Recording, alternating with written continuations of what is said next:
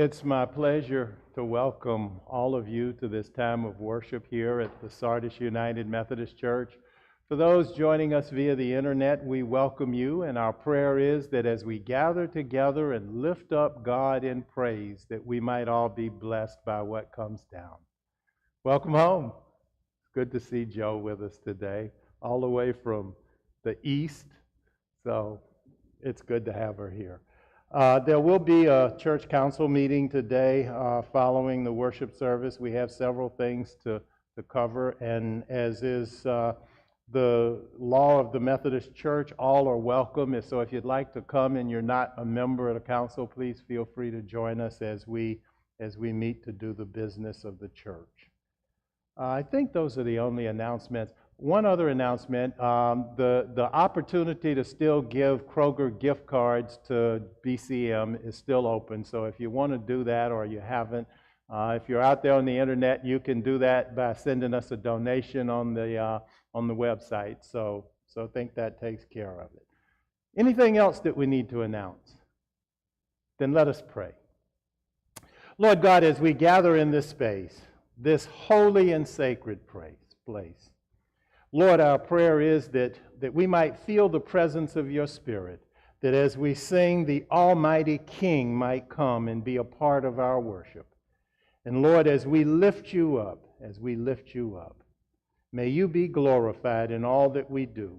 We pray these things in Christ's name. And God's children said, if we could stand now and sing together the first three verses of hymn number 73, Worship the King.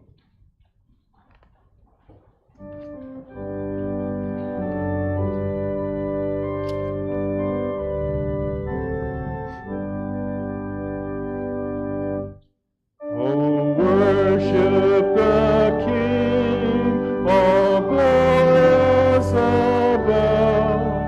Oh, gratefully sing God's power and God's love, our shield and defender, the ancient of days, pavilioned in splendor and girded with praise.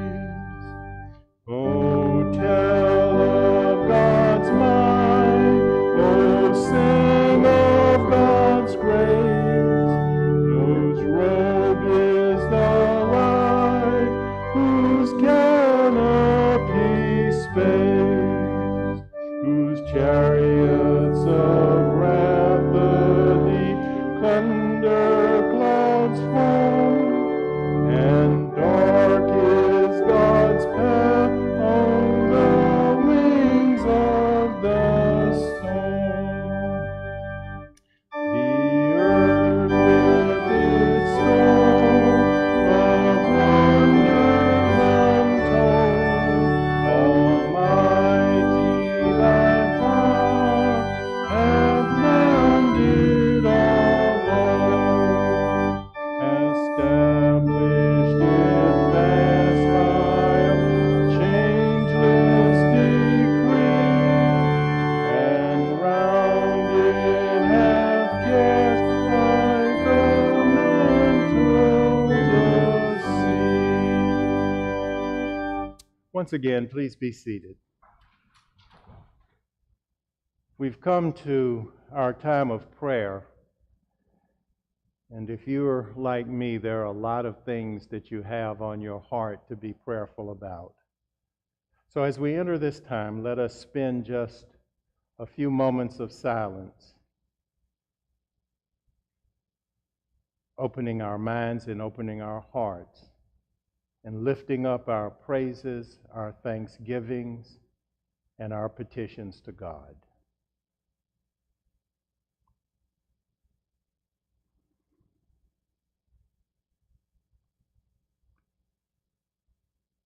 Lord God, it's just your children here at the Sardis United Methodist Church, gathering in your house, gathering to say thank you, gathering to say thank you for the things that you have blessed us with,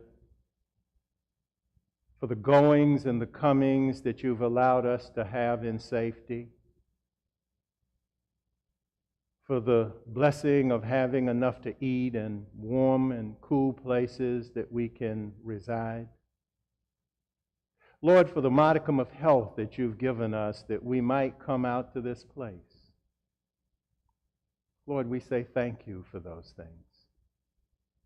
And Lord, we praise you that you have loved us enough, that you sent Jesus that we might have salvation, that we might be reconciled with you, that we might have the victory over sin and death.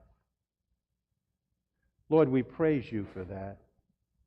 We know that you alone are worthy to be praised. But Lord, we come today with a list of things that we would ask.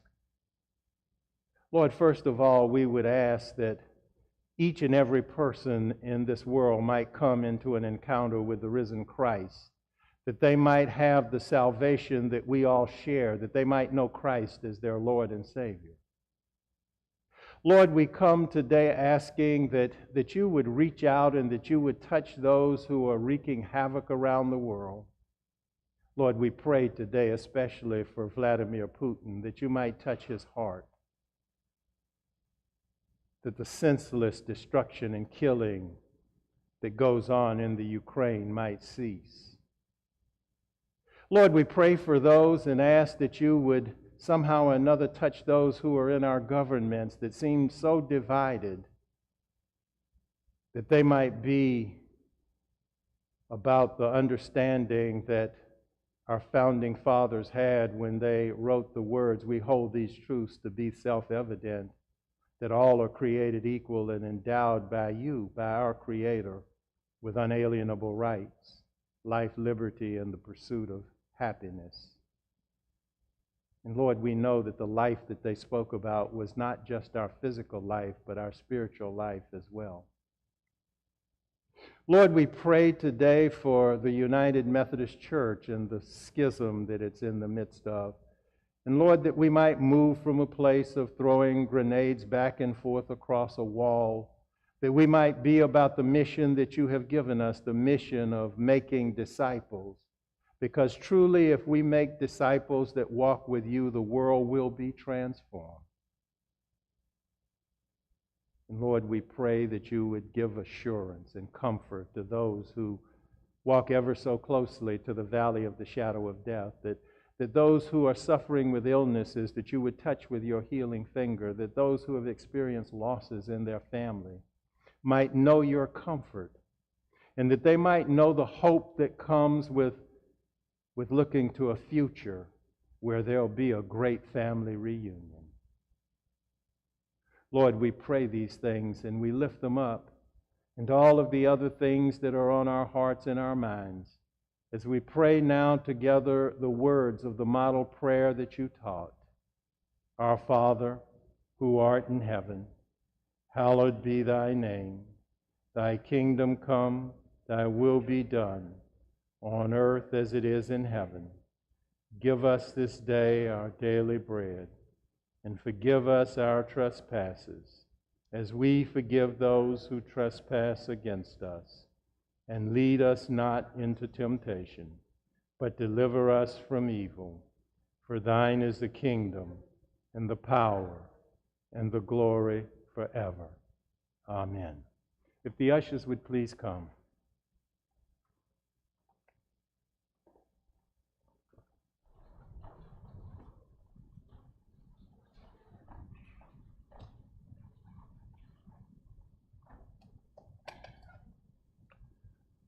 Lord God, we give back to you that which you have poured out materially on us.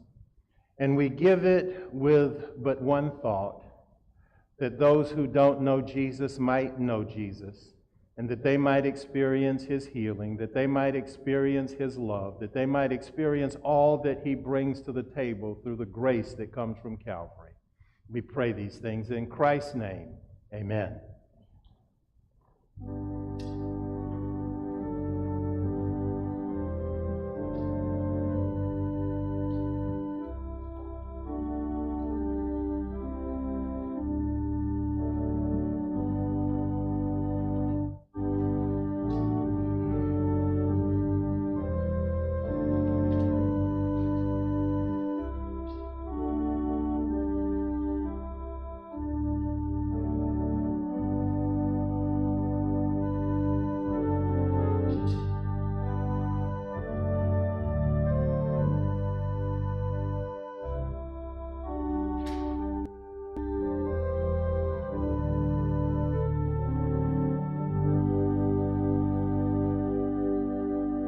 Would you please stand as we sing our doxology together?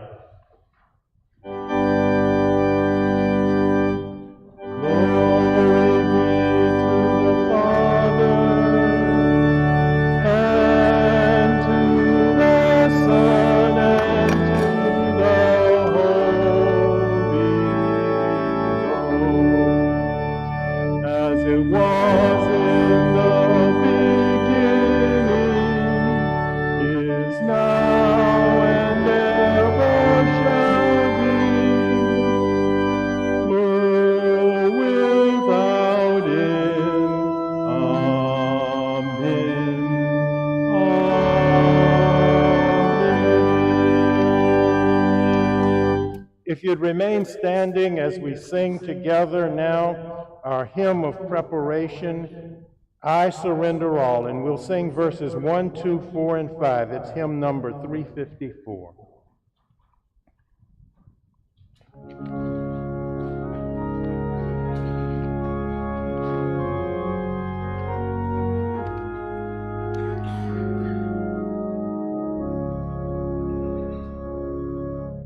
All to Jesus I surrender, all to Him I freely give. I will ever trust and love Him, in His presence daily live. I surrender all. I surrender all to Thee, my blessed Savior. I surrender all to Jesus I surrender, humbly at His feet I bow.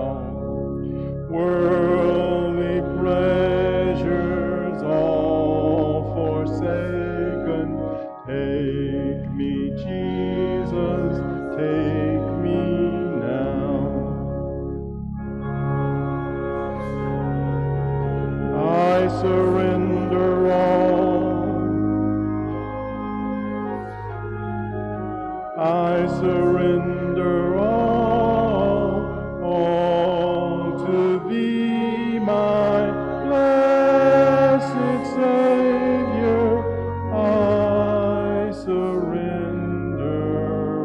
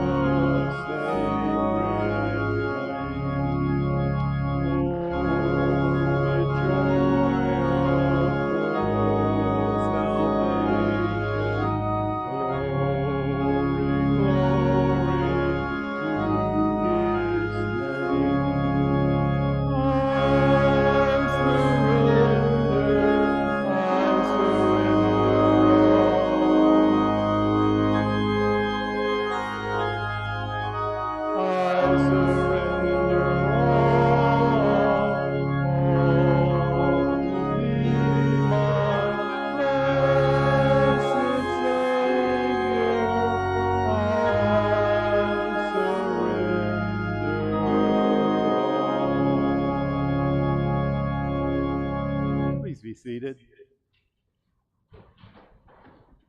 You know, it's quite a challenge to pick songs that we all know, so I try to pick some, and sometimes I miss, but it seems like that one we did a pretty good job with.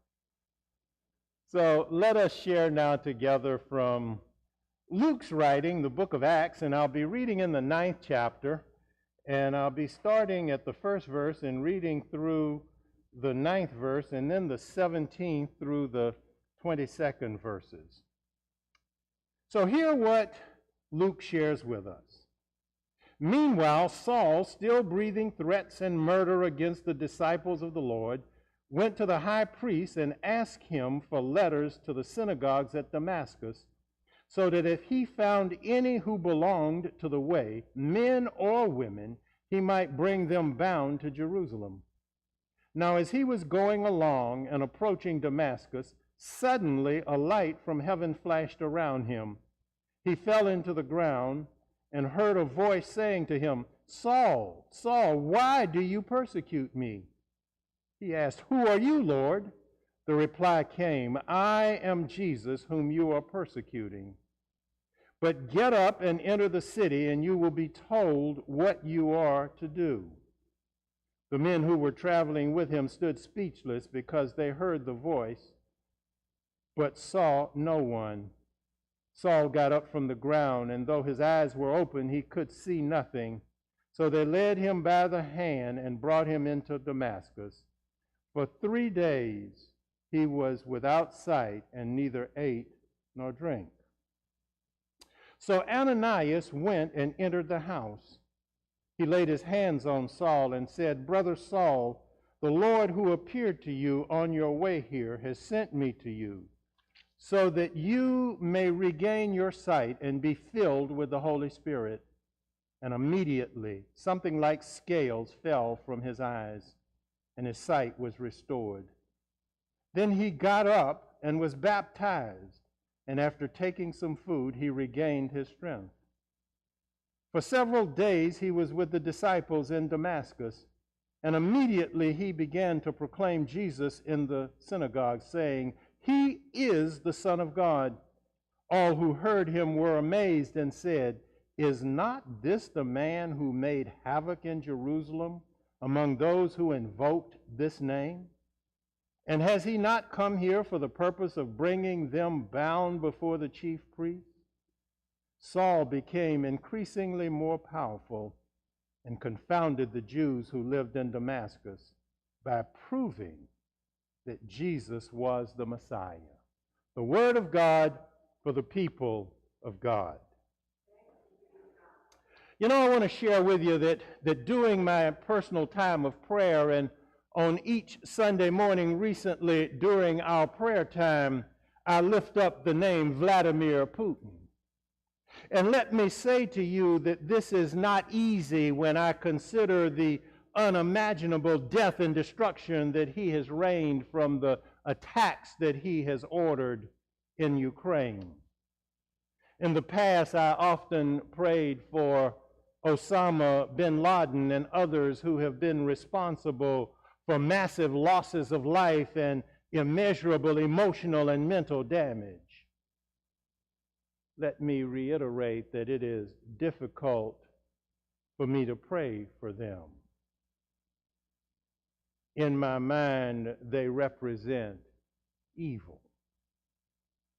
And let me say this to you, my prayers have not been like that of the person in the 19th Psalm who calls down havoc on his enemies. My prayers rather have been that somehow God would move in the way that God did with the Apostle Paul, the one whose name originally was Saul but became Paul.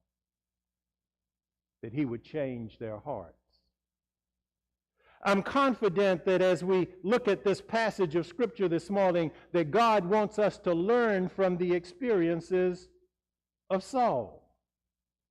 3 times in the book of Acts, he reiterates the story of Saul's conversion.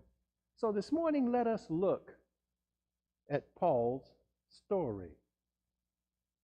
We begin with the identification of what is it that makes someone a terrorist. The encyclopedia defines a terrorist this way: the calculated use of violence to create a general climate of fear in a population and thereby bring about a particular political objective. Suffice it to say that Saul had an objective as he was on his way to Damascus, and that objective was to stamp out Christianity. The encyclopedia continues, terrorism has been practiced by political organizations with both rightist and leftist objectives, by nationalists and religious groups, by revolutionaries, and even state institutions such as armies, intelligence services, and police. Let me go back to our scripture for this morning. One translation of the Holy Scripture we shared this morning describes Saul with these words, Saul later to become Paul. Saul, this fuming, raging, hateful man who wanted to kill every last one of the Lord's disciples, went to the high priest in Jerusalem for authorization to purge all the synagogues in the Damascus of the followers of the way of Jesus. His plan was to arrest and chain any of Jesus' followers, women as well as men, and transport them back to Jerusalem. Ananias, who later lays hands on Paul and prays for him and blesses him, tells God this: Lord, I know whom you're talking about. I've heard about that man, and he has been authorized by the religious authorities to come here and chain everyone that associates with your name. In short, what I want us to understand is that Paul was a terrorist. But then something happens to him. He has an encounter with the risen Christ, and things change. I began by sharing that I pray for Vladimir Putin, prayed for bin Laden and others like him, and my rationale behind that is that if God could change the heart of Paul, he can change the heart of those who fit in the category of terrorists today. I encourage you to pray for Putin and those who are like him, who wreak havoc and evil in the world. Jesus himself tells us to pray for our enemies. Here's what he says: you have heard it said, love your neighbor and hate your enemy. But I tell you, love your enemies and pray for those who persecute you. It's not easy. It's not easy. He didn't suggest that we like them or ignore them, but through our prayers we bring them to the throne of God and bless them. And when we do, the Gospel of Mark has this to say: we will be children of our Father in heaven. I'm reminded that hanging on the cross, Jesus prayed that prayer: Father, forgive them, for they don't know what they're doing. As I reflected on these words that command us to obey what God says, and when we do, we become the children of God. Paul's experiences had some thoughts for me. You see, they span the full range of God's grace. Prevenient grace, justifying grace, and sanctifying grace, all encountered in the life of Paul. Each of these adjectives provide a description of how God's grace works, how it's active in our lives at a particular time. You see, prevenient grace is that grace which is active in our lives before we accept Jesus as our Lord and Savior. Let me say this to you: when Paul was on the road to Damascus, he wasn't looking for Jesus. In fact, it was just the opposite. Paul was out to stamp Jesus out. However, Jesus was looking for Paul. Francis Thompson, the English poet, describes how Jesus works. He describes him as the hound of heaven, the one that pursues us irrespective of where we go. And that's an appropriate description of who Jesus is and what Jesus does. Jesus himself affirms this. Hear what he says, "For the Son of Man came to seek and to save the lost." Jesus never gives up on anyone. We may give up on ourselves, but Jesus doesn't give up on us. You know, often we hear of deathbed conversions, and the picture that comes to my mind is the thief hanging on the cross. And he says to Jesus, "Lord, remember me." And Jesus' response to him is, "This day, today, you'll be with me in paradise." Then there's justifying grace. This is the activity of God that allows us to be made right with him. The activity of grace that says our sin debt is paid. This is where our participation comes into the equation. In one of Paul's accounts of his encounter with Christ, we find his words of surrender. Here's what Paul's testimony is. The scripture says he fell trembling to the ground, and his response to Jesus was this. Here's what it says. "I fell to the ground, and I heard a voice saying to me, 'Saul, Saul, why are you persecuting me?'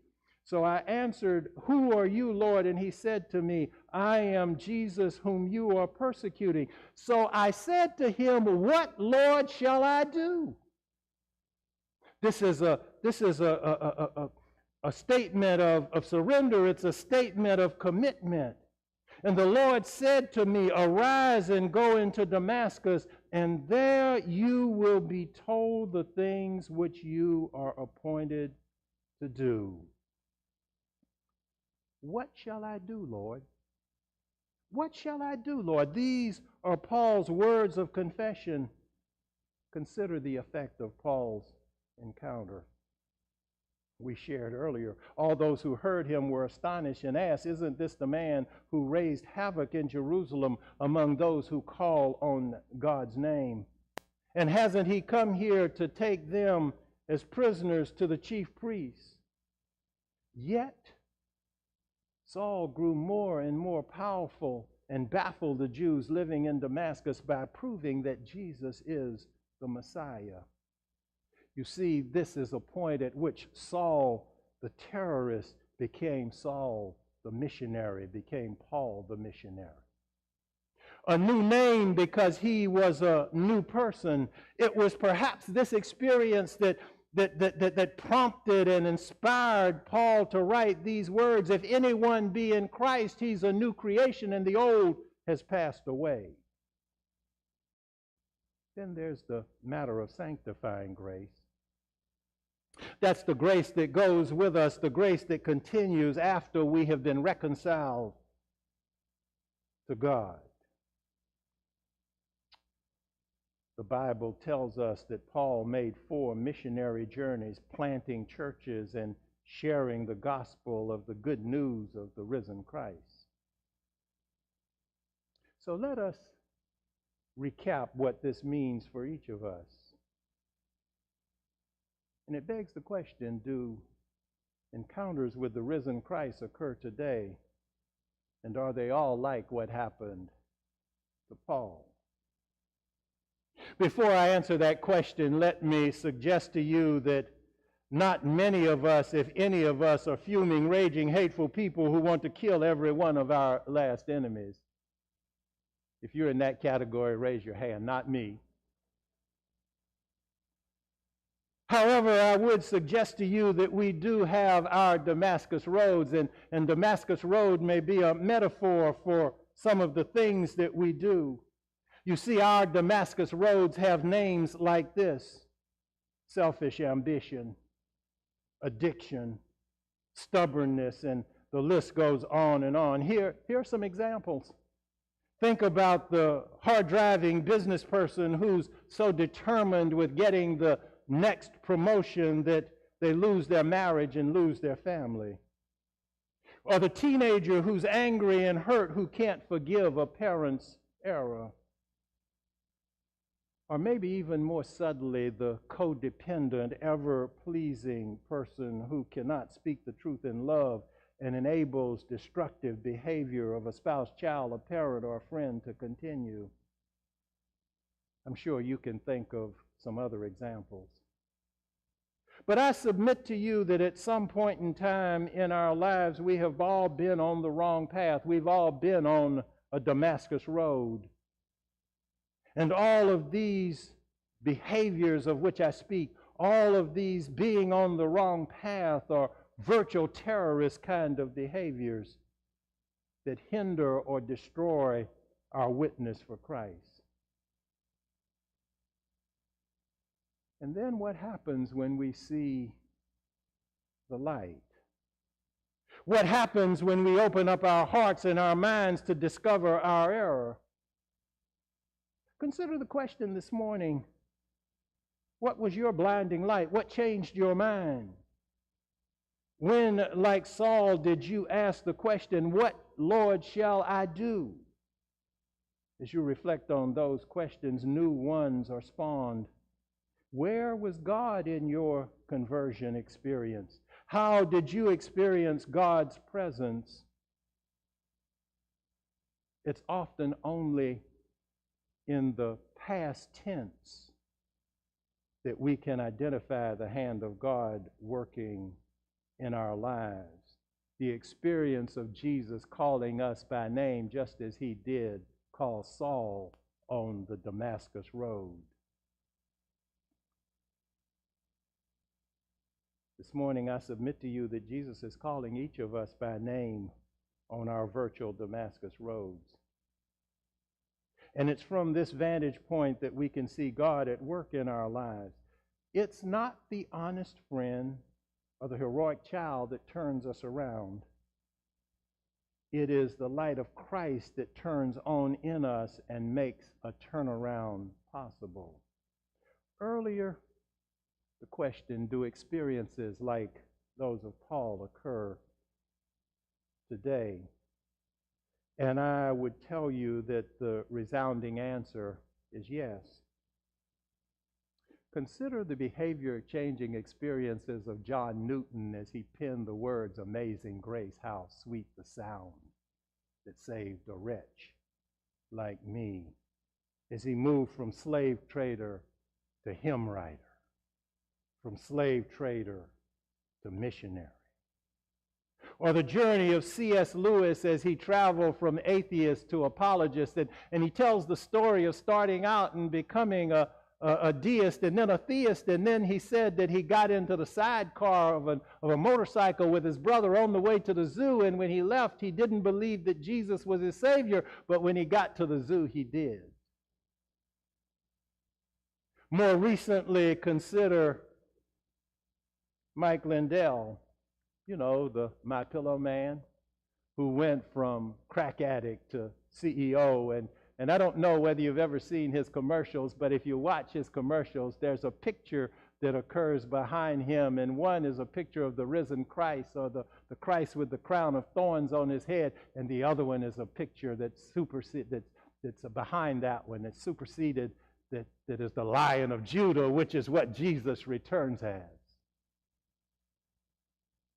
Or even closer to home, consider John Wesley, the founder of Methodism, who in some ways left Georgia as lost, and then on May the 24th in 1738 wrote in his journal, "I had a heartwarming, I felt my heart strangely warmed, and I knew that I did trust in Christ and Christ alone for my salvation."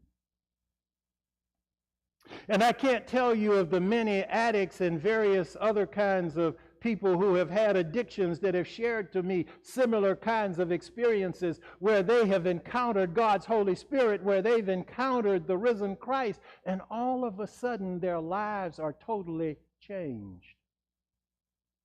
I've had that kind of personal experience.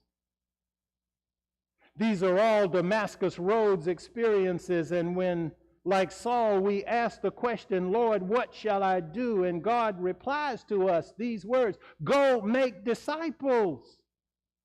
Go be missionaries. And we seek, as Paul did, to follow God's instructions.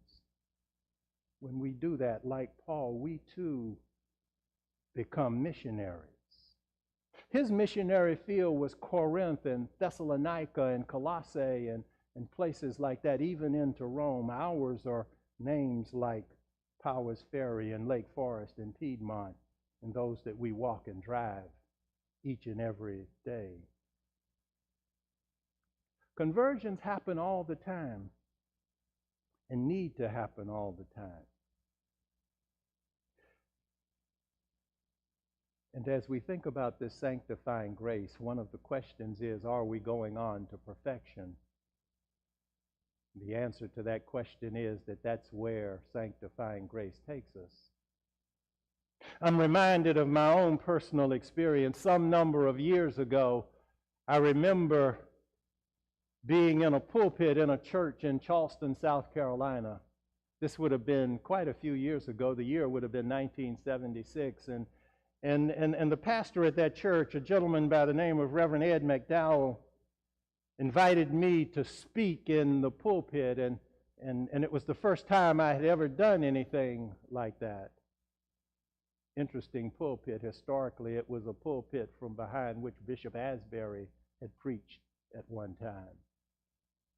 And after I got done, we were talking one day, and he said these words to me. He said, Chuck, God's not finished with you yet. My brothers and sisters, God wasn't done with Paul after his Damascus Road encounter. In fact, we find down the way Paul saying to God, please take this thorn from me. And God reminds him, my grace is sufficient for you. God's prevenient grace that found him on the way to Damascus. God's justifying grace that justified him when he said, Lord, what shall I do? And God's sanctifying grace that took him to all of those places on those 4 missionary journeys. But God isn't done with you either. When you look in the mirror and ask the question, Lord, what shall I do? Then God will respond and say, here's how I'm working in your life right now. And then the question that you must answer is, how is that going to make you a better missionary? Each of us has this opportunity to move from a place of virtual terrorism to a place of reality missionary, because we have the good news of Jesus that we can share with the world. God is not done with us yet. And each of us have the ability to have an encounter with this risen Christ each and every day. Let us pray. Lord God, we thank you that you're not done with us yet. We thank you that you give each and every one of us the opportunity to be missionaries, to be witness to the salvation that comes with an encounter with the risen Christ. Lord, let each and every one of us say these words, what shall I do? And when you respond, let us be about the business of doing what you command. We ask these things, lift these prayers up, and we do it in Christ's name. Amen. Let us stand now as we prepare for Holy Communion and sing together hymn number 98, To God Be the Glory.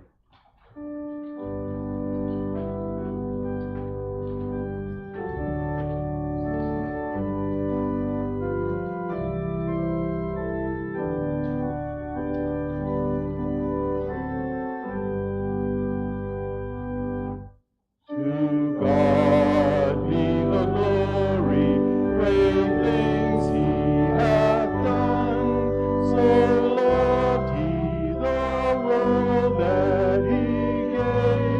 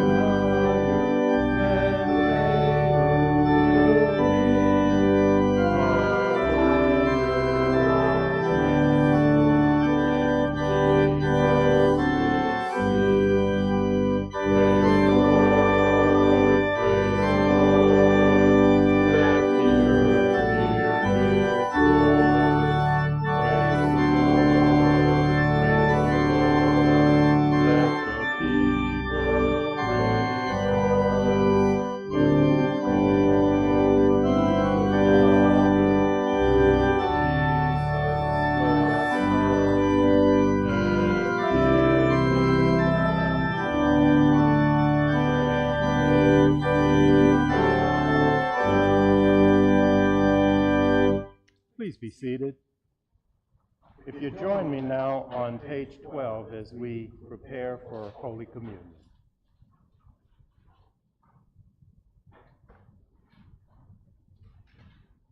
Christ our Lord invites to his table all who love him, who earnestly repent of their sin and seek to live in peace with one another. Therefore, let us confess our sin before God and one another. Merciful God, we confess that we have not loved you with our whole heart. We have failed to be an obedient church. We have not done your will. We have broken your law. We have rebelled against your love. We have not loved our neighbors, and we have not heard the cry of the needy. Forgive us, we pray. Free us for joyful obedience. Through Jesus Christ our Lord. Amen. Hear the good news. Christ died for us while we were yet sinners. That proves God's love toward us. In the name of Jesus Christ, you are forgiven. In the name of Jesus Christ, you are forgiven. Glory to God. Amen. And on page 13, the Great Thanksgiving. The Lord be with you. And also with you. Lift up your hearts. We lift them up to the Lord. Let us give thanks to the Lord our God. It is right to give our thanks and praise. It is right and a good and joyful thing, always and everywhere, to give thanks to you, Almighty God, creator of heaven and earth. And so with your people on earth and all the company of heaven, we praise your name and join their unending hymn. Holy, holy, holy Lord, God of power and might.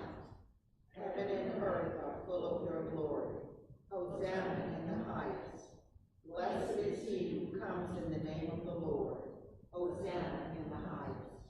Holy are you, and blessed is your Son, Jesus Christ. By the baptism of his suffering, death, and resurrection, you gave birth to your church, delivered us from slavery to sin and death, and made with us a new covenant by water and the Spirit. On the night in which he gave himself up for us, he took bread and gave thanks to you, broke the bread and gave it to his disciples, and said, "Take, eat. This is my body which is given for you. Do this in remembrance of me." When the supper was over, he took the cup, and he gave thanks to you and gave it to his disciples and said, "Drink from this, all of you. This is my blood of the new covenant, poured out for you and for many for the forgiveness of sins. Do this as often as you drink it in remembrance of me." And so, in remembrance of these your mighty acts in Jesus Christ, we offer ourselves in praise and thanksgiving as a holy and living sacrifice, in union with Christ's offering for us, as we proclaim the mystery of faith. Christ has died. Christ is risen. Christ will come again. Let us pray. Pour out your Holy Spirit on us gathered here and on these gifts of bread and wine, that they might be for us the body and blood of Christ, that we may be for the whole world the body of Christ, redeemed by his blood. By your Spirit, make us one with Christ, one with each other, and one in ministry to all the world until Christ comes in final victory and we feast at his heavenly banquet. Through your Son, Jesus Christ, with the Holy Spirit in your holy church, all honor and glory is yours, Almighty Father, now and forever. Amen. The body of Christ given for you. The blood of Christ shed for you. Let us pray. Lord God, we celebrate this mystery in which you have given yourself to us. And Lord, we thank you for the gift of salvation that comes through your sacrifice on Calvary. And Lord, may we always share the good news. We ask these things in Christ's name. Amen. At this time, there may be someone who wants to join the Sardis Church, so I invite you to come at this time if you would like to join with this fellowship. Would you come?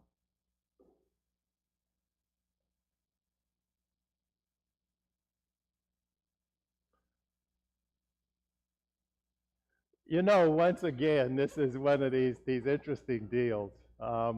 Last week, I've been here 6 years, and last week, Mary came and joined the church, and Chad and Joe were here when I came, and I assumed, I'm not going there, but I assumed that they were members of the church, and when we went through this official act, we found out they weren't. So today they've come to present themselves as for membership. So I just have a couple of questions for you. Do you both accept Jesus Christ as your Lord and Savior? If so, would you say I will? And will you support this congregation, Sardis, with your prayers, your presence, and your gifts? If so, would you say I will? And it's my pleasure to welcome you all. Thank you. Yeah. Joe holds the record for coming the longest distance to join the church. So if the ushers would please come, Jonathan, and I'll ask them to join us after prayer time at the back of the church.